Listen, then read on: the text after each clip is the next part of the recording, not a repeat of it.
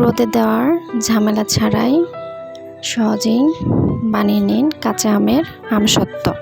আসসালামু আলাইকুম, সবাইকে স্বাগতম আমার চ্যানেলে। আজকে আমার কুকিং করার আয়োজনে আছে কাঁচা আমের আমসত্ত্ব। আমি এখানে কাঁচা আম কেটে নিয়েছি, কেটে তারপর ব্লেন্ডারে ব্লেন্ড করে চুলায় দিয়ে দিয়েছি। অনেকেই আস্ত আম সিদ্ধ করে তারপর হাতে চেপে চেপে রসটা বের করে দেয়। আমি এখানে ব্লেন্ডারে ব্লেন্ড করে নিয়েছি। এখানে আমি চিনি দিয়েছি, চিনিটা মেপে দেবেন। আমটা ব্লেন্ড করার সময় আমি সামান্য পরিমাণ পানি দিয়ে ব্লেন্ড করে নিয়েছি। এটা তেমন পাতলা হয়নি, ঘনই আছে। সামান্য জাল করলেই আমসত্ত্বটা হয়ে যাবে।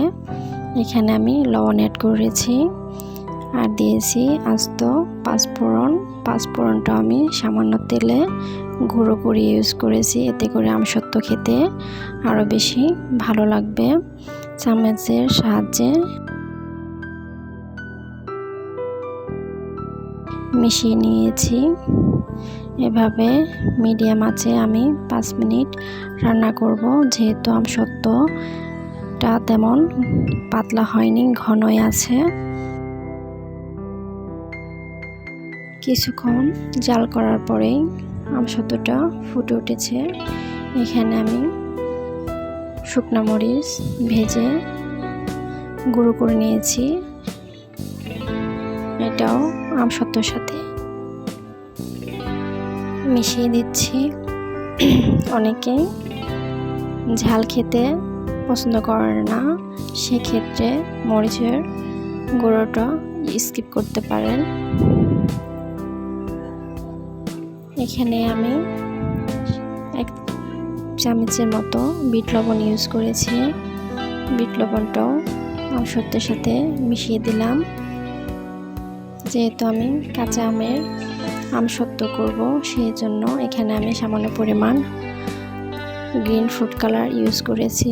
কেউ যদি কালারটি স্কিপ করতে চান করতে পারেন, তাতে কোনো সমস্যা নেই। আমসত্ত্বের স্বাদ তেমনই থাকবে। তো কালারটা মিশিয়ে নিয়েছি। চুলার আঁচটা আমি এখন বন্ধ করে দিব। একটি প্লেটে আমি সরষের তেল দিয়ে ব্রাশ করে নিয়েছি। এখন আমসত্ত্বটা দিয়ে দিব। এই আমসত্ত্বটা কড়া রোদে 2 থেকে 3 ঘন্টা দিলেই শুকিয়ে যাবে। যেহেতু এখন মেঘলা দিন, আমি এটা গ্যাসের চুলার তাপে শুকিয়ে নিব। চাইলে আপনারা রোদ্রে শুকিয়ে নিতে পারেন।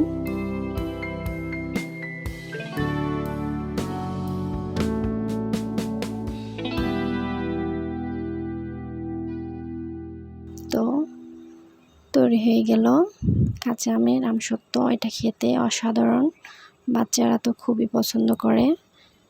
পুরো ভিডিও সাথে থাকার জন্য সকলকে অসংখ্য অসংখ্য ধন্যবাদ।